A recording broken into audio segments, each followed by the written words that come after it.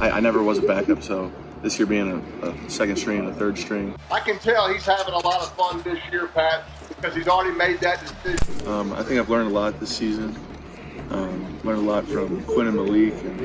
Arch Manning was the #1 college recruit in the country out of any position. He's related to 2 Hall of Fame quarterbacks in Peyton and Eli Manning, is the son of the most athletic Manning brother, Cooper Manning, and even graduated high school 1 year early, so he could go into college as a 17-year-old true freshman. Arch Manning is still a teenager and going into year 2 of his college career as probably the most hyped up quarterback in years, but at this point of his career, he's still not starting. He might not until next year. Could this potentially pose a problem for the Manning family, as they have commented on it in the past? So before we get to the content, make sure you drop like, subscribe, and turn on your notifications to help the channel grow. Check us out on Snapchat and Instagram for additional bonus content. Now that we get all that out of the way,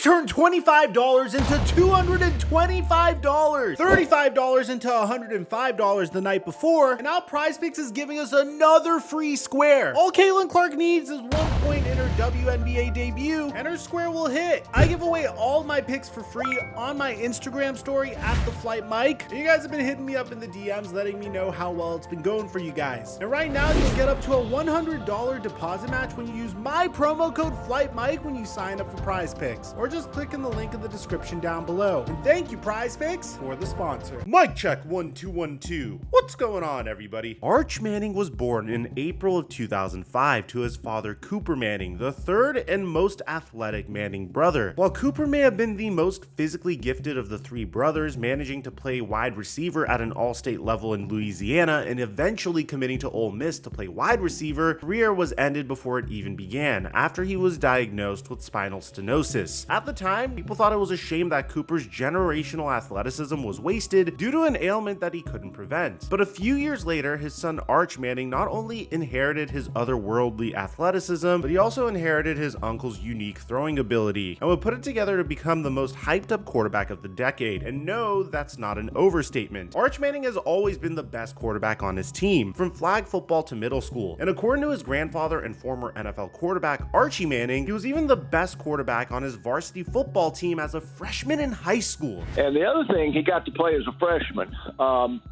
That was a huge thing for him. They had an incumbent quarterback, but Arch was able to beat him out in the 7-on-7 drills in the summer. And then fortunately, they moved this young man to receiver. So he was a senior, and he got to play, and he contributed. But so much experience that year. Arch Manning would dominate high school football, managing to set records at his high school, which might not seem impressive since they were just school records. But when you take into account that he broke Peyton and Eli's records for touchdowns and passing yards in a career, it becomes apparent that there is something very special about Arch. For his senior season, Arch would commit to the University of Texas, but only after the school spent nearly $300,000 to recruit him, and not with NIL money, but just on his recruiting visit alone. Peyton Manning went to Tennessee for college, whereas Eli Manning went to Ole Miss respectively. So you might think that the pair of all-time great quarterbacks would be pushing Arch to attend one of their alma maters, but reportedly, Arch's final decision came down to Virginia and Texas. And after Arch eventually signed with Texas, Peyton Manning couldn't be happier. Yeah, I think Eli and I both just kind of be there for him as a resource,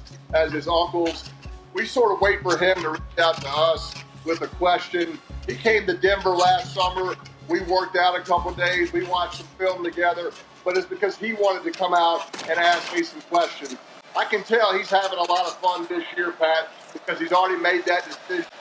After his senior year, Arch Manning would go on to finish his high school career with 115 touchdown passes to just 19 interceptions, and nearly 8,600 passing yards, as well as over 700 yards rushing and 19 rushing touchdowns, which made him the #1 recruit in all of college football regardless of position. Arch Manning would go on to graduate from Newman High just to get into the Texas locker room early and have some extra time to learn the playbook and meet his new teammates. Arch was on pace to take over Texas and all of college football the very next season. But one thing was holding him back, and one thing that still to this day is stopping him from breaking records. Arch Manning was a true freshman at Texas in 2023 and was projected to be the starter out of the gate. Well, that would be the case if it wasn't for Quinn Ewers, the team's starting quarterback the season prior, and himself being a #1 recruit just 2 years prior. Like Manning, Ewers was touted as the best quarterback in the country and initially committed to Ohio State before transferring to Texas in 2022. Arch Manning had to adjust to being a backup QB for the first time in his life. Just like everything he's done on the field, he did it with grace and perfection, and it honestly resulted in tremendous development. I think I've learned a lot this season. Learned a lot from Quinn and Malik and Coach Sark and Coach Millway.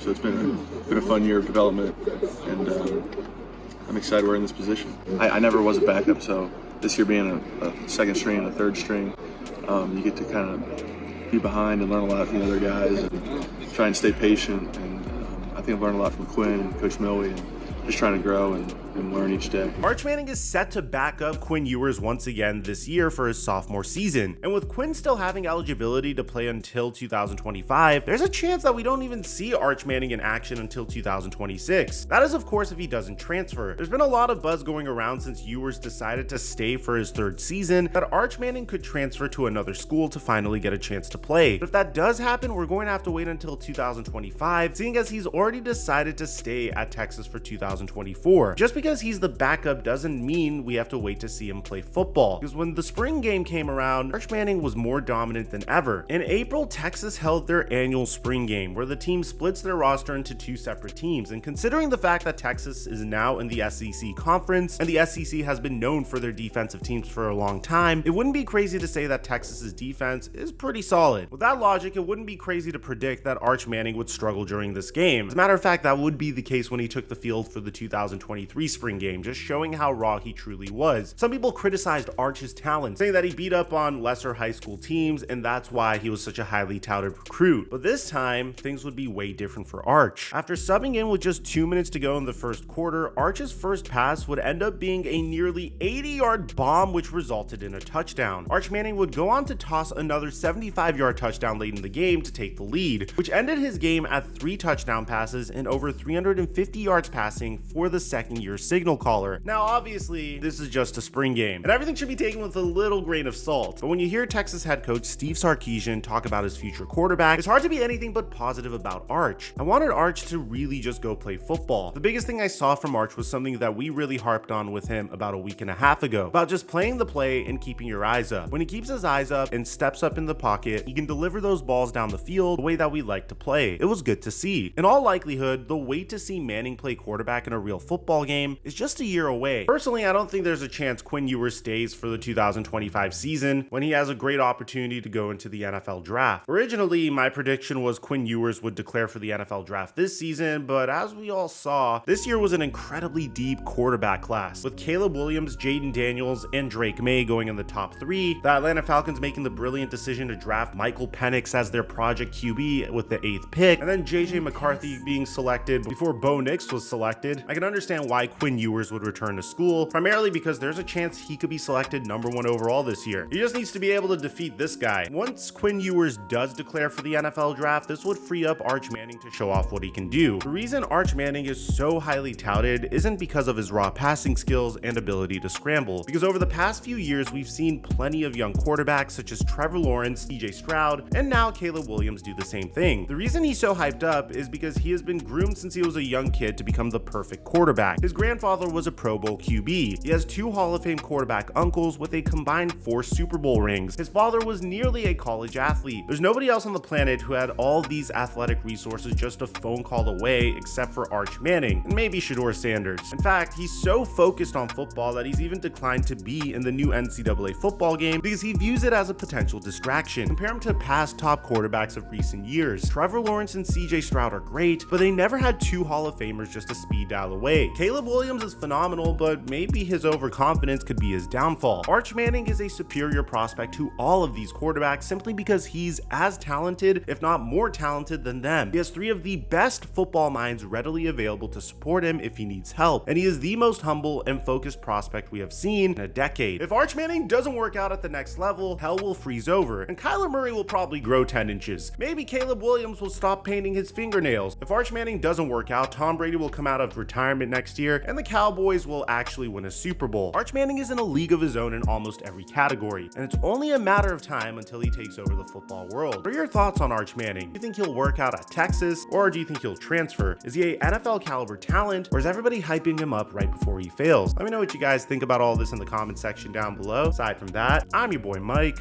and I'm dropping our mic until our next upload.